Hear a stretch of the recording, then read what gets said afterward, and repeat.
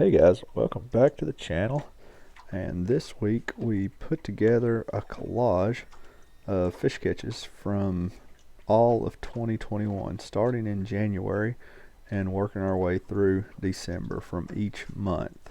And I think this is going to be really enjoyable, just kind of see the difference as the year progressed.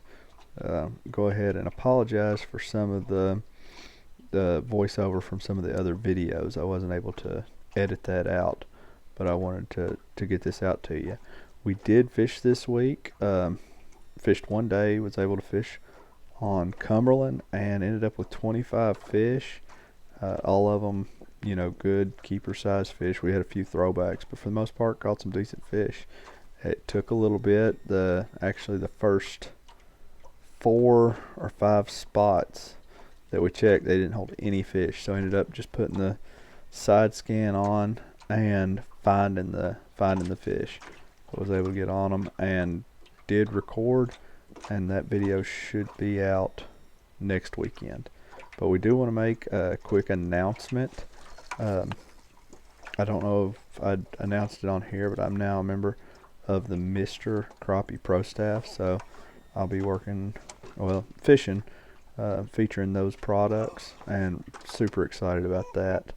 The Lose rods and the Strike King baits, as you probably picked up the last couple months, been really putting fish in the boat, and I'm really excited to be using those products. And me and Kenny, we will be at the Grizzly Jig Show in a couple weeks, so if you want to come by the Lose Strike King booth.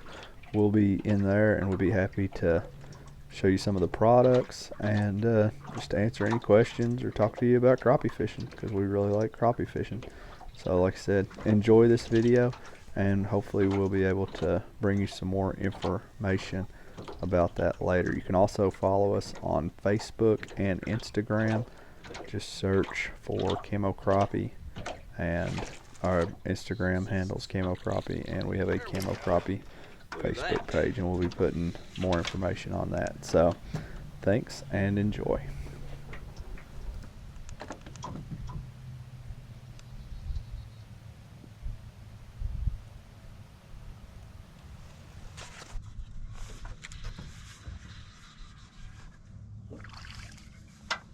Really good. So I'm in 27 foot of water, and this signature here is at 10 foot. And then there's another bigger signature down there at 22 foot. But I didn't try to target. I may have tried to target those, but I never could get those to bite. But these that were higher up, it seemed like I could get them to bite. But what I do is I would ease into it, and I try to kill the trolling motor whenever I got real close to them, because there was some that I spooked off. And maybe I should have showed you some of that footage of some of the don't do's. A lot of times I'm showing you me catching fish. Maybe if that's something you'd like to see, if you'd like to see a whole video of me not catching fish, some times whenever I mess up and spook them off or do the wrong things, let me know, and maybe I'll try to keep some of that. I gotta check. I don't know if I have the clip or not, but I gotta check. Me and a buddy went fishing Friday, and I had a fish, and right here you can see when it commits, boom, there it is. But we went fishing. It was pretty decent little fish, but we went fishing. I had one head to where now I'm holding the middle of it, and I've got it pointed back there too, so I'm got a good view on the fish. I'm trying to find, I can see my line, see that arc coming down, that's my line, and there's my bait, and see there that fish is. So I present it to it again, no love. It's just, here he comes again, no love, no bite. I don't never, jig it, but I jigged it a little bit. I'm just doing whatever I can because this fish has already been there a couple times. So here I am, and I'm pushing that bait down to that fish. Now I'm just trying to get on the nerves, and boom, he bites. So there he is. So just because a fish the very first time either swirls at it or doesn't bite, doesn't mean you have to give up. These fish, and it's going to depend, on these fish's mood. Sometimes if you may only get one shot with. Go one afternoon for a little while, and I set down that jigging pole because I seen one that was a little bit further out, pretty good signature. So I just kind of pitched it out there to it, If you look on the Livescope, it's right there. There's that signature. It's really high in the column, so I spin that joker up there, and boom. You couldn't see it on the Livescope, but I seen its head turn, and I knew it was getting ready to, so I just kept tension, and when it got tight, I set the hook. And at this point, with it pulling drag, I'm kind of excited because I'm thinking it's probably not a crappie. I was thinking maybe I found a largemouth, but no, it was a white bass. But still, just a ball to catch, especially on that light tackle. I mean, it turns out it was 2.3 pounds, so had that have been a 2-pound crappie, I'd have been laid out with it. So it was a 2-pound white bass. So still a lot of fun. Got it in different water conditions. I think last March water was like 42 degrees, and this March water's a little bit heavier. So once again, I seen some fish sitting out there on the bottom, and cast to them, and got it right out to it. And this time it was a crappie, and you can see it just choked that bait. But a lot of fun. And ended up placing third in a local event with the bluegrass crappie anglers there on Green River Lake, and that was the last time I'd fished. Green River Lake was about 2 weeks ago, and it's a completely different lake this week. A lot pitching and casting. Get some Livescope footage. You see there? You see the jig falling there about 26 feet. It's right there, and I'm gonna give it bring it just a little bit. There it is. You see the jig falling there at 16. Here comes the fish, and I got him. But right there, I'm using monofilament line, and the monofilament, it will not show up on the live. Hold just above it. I slowed it down here so you can see it. But I knew that I'd seen it, and you can see if you back up the clip, but you could see my bait was just at the top of that. So I knew at that point I wanted to keep a little bit of pressure to it, just to let that bait glide over top of that structure. Whenever you know where your bait is, that gives you that ability to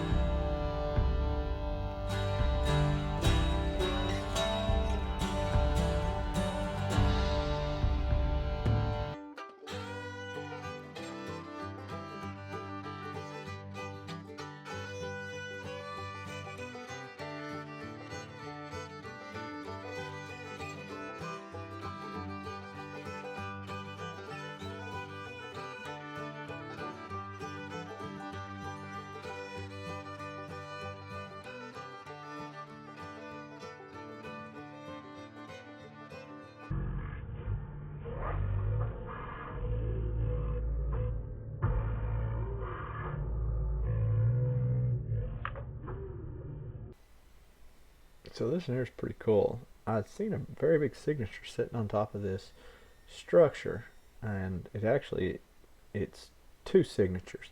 They at one point they were real close together. I thought it was one, but you can see there's two fish there, and here they come. and he misses it the first time or spits it back out. And then whenever he gets it the second time, I was a little bit more ready for him. And which when it come in, I actually thought it was.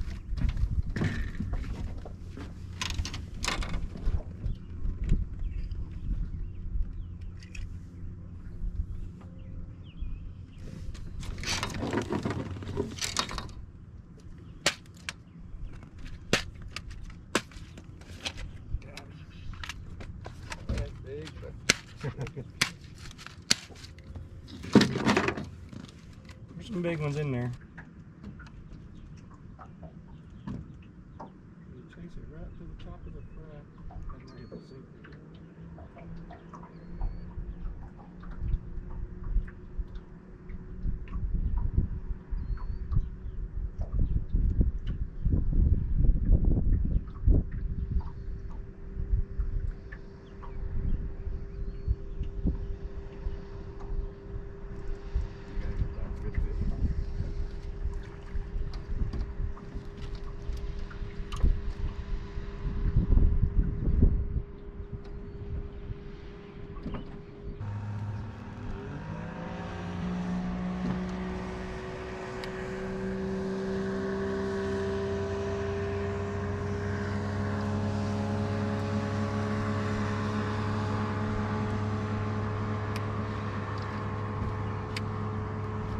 Golly. I left the big one for you. Get it?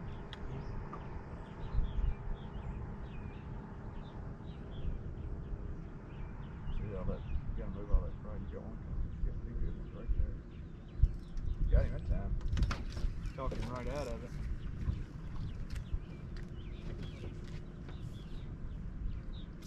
Before was down in Tennessee, and I had never fished Tennessee before, and that is all from that. And you see right here picking up a fish. It was actually beside of the brush pile. The school was holding off beside of the brush pile. And if you enjoy the video, hit the like button. If not, don't do anything at all. We second fish, and you can see we're in deep water there. And you can see it's 30 foot deep. And what we're fishing right there, I mean, just not a whole lot to it. I don't know specific signatures, and I'm just trying to get that line, and boom, whoop, I got him. And as you can see, get him right there close to the top of the water, and then he makes a run.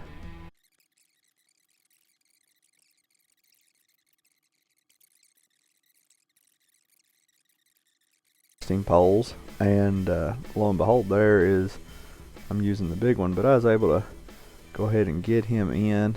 As you can see, I was very excited. It was a blast. Love catching fish, don't care what species they are, and was able to net that brown fish there, and was tickled to get that fish in. That was really cool. Great footage of it. Here we're going over another brush pile. After catching that fish, that brush pile that we'd caught it off of was it had you know, we didn't have any more luck off it. And then this one here would have been the next fish we caught, and we just had got a text. And look at him make this run. I mean, this is just great. You know, a lot of these other lakes we don't see these crappie, and I had thought that maybe it was another smallmouth whenever it in, but there was a lot of boats out there. This is a Saturday, and there's a lot of boats out there. So even though that I just barely can't see my egg sinker and bait there, I know I'm in the right area, and I'm trying to, you can look down in that bottom screen, you see that I'm beginning to rock quite a bit, but I'm just trying to hold that, and there comes that fish into the frame, and boom. It's you don't really, it's just a little difference. There wasn't, you know, it wasn't like it was thumping it or knocking it real good. I had that net, I got it pitched down there, and that fish was actually kind of coming up, so I was afraid he was about to spit. So I was able to hold pressure to him there and go for the scoop and score. And as you can see, it's a decent fish right there.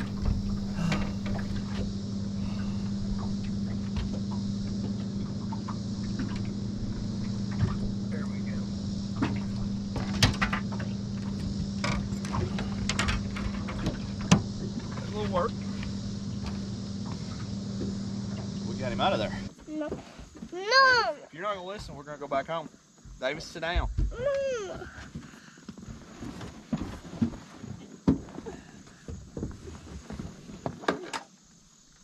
Dad, can I show you something?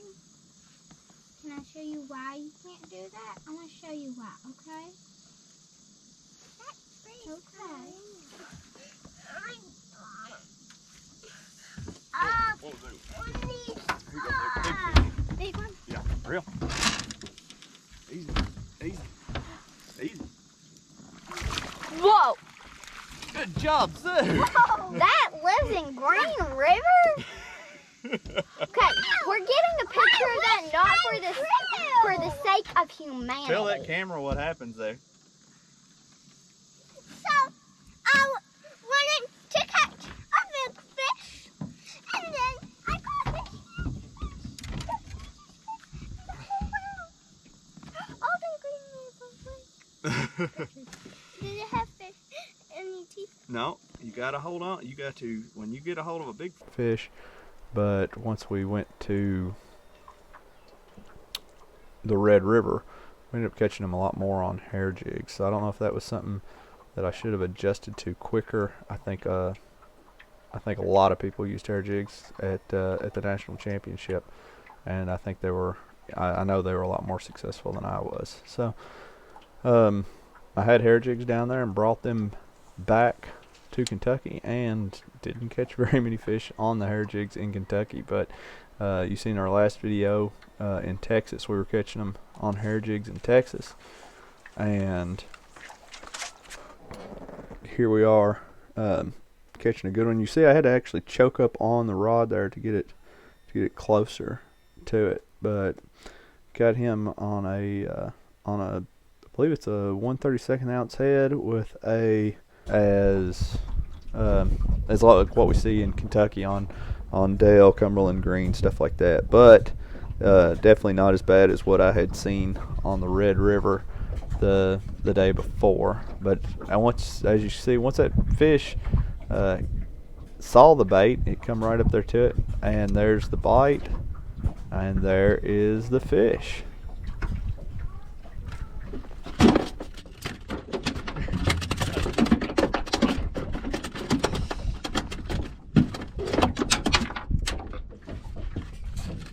Look at that.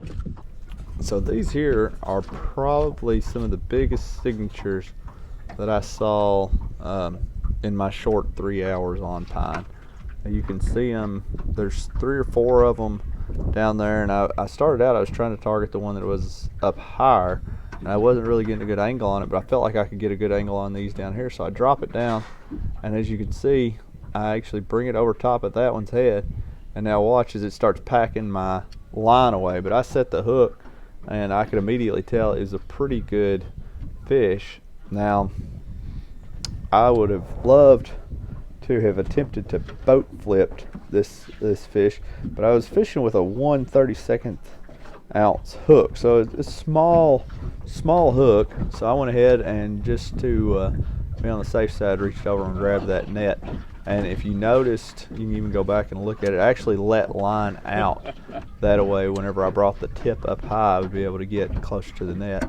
But definitely the biggest fish I'd caught on pine, and it was just shy of 2 pounds, probably like Good slab. That's 1/8. And swam off. So I went ahead and targeted these fish, which are sitting still, which are a whole lot easier to target.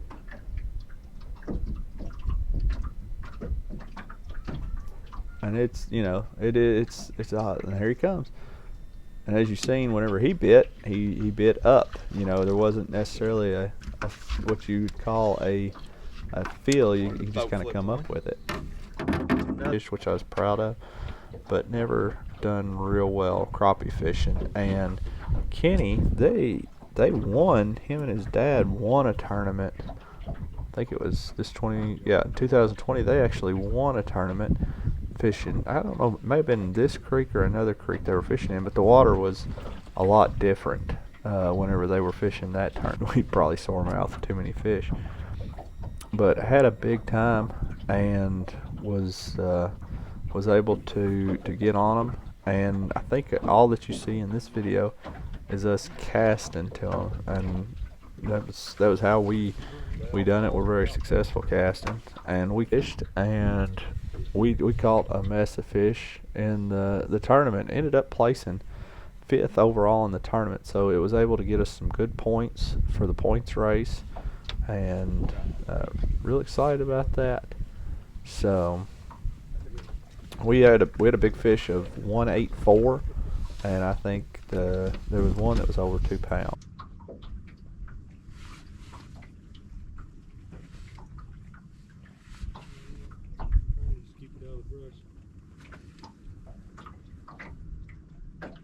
You got one on? Nope. Come on. I seen him, man. He come back and got it after I jerked.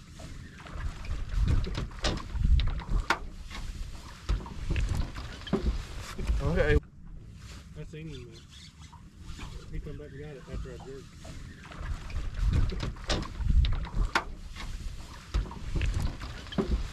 Okay, we probably ought to leave that pile alone. That's how you do it, peeps.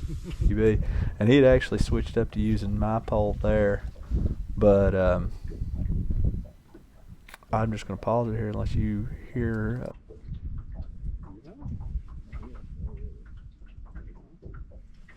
Now, that's good.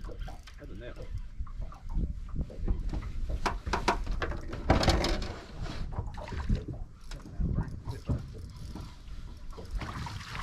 Oh yeah, that's a good one. That's a good one. Look at that. Oh, it's looking at me. That's a good one, Dad. And watch what happens.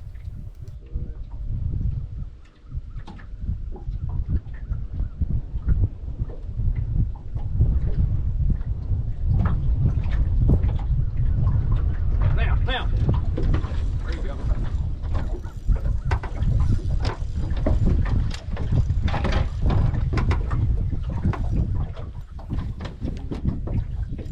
No, not all the way to the tip. Now, let some line out. There you go. Woo. No, but I think you keep. We're good and out of the bottom of this here and go home. We appreciate y'all watching, and we'll see you on the water.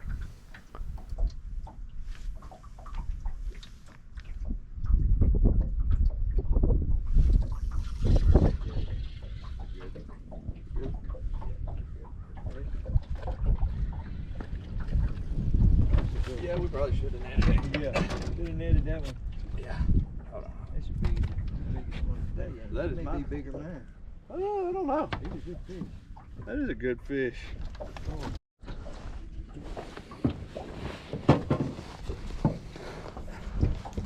Now there's some good ones out there. Let's see here. Let's just.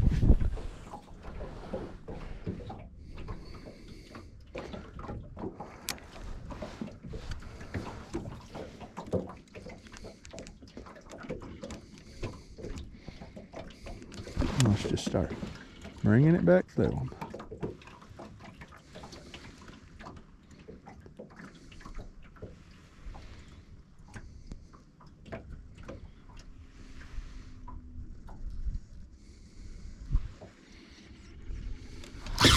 We're getting that time. Look at that. Big chunky fish.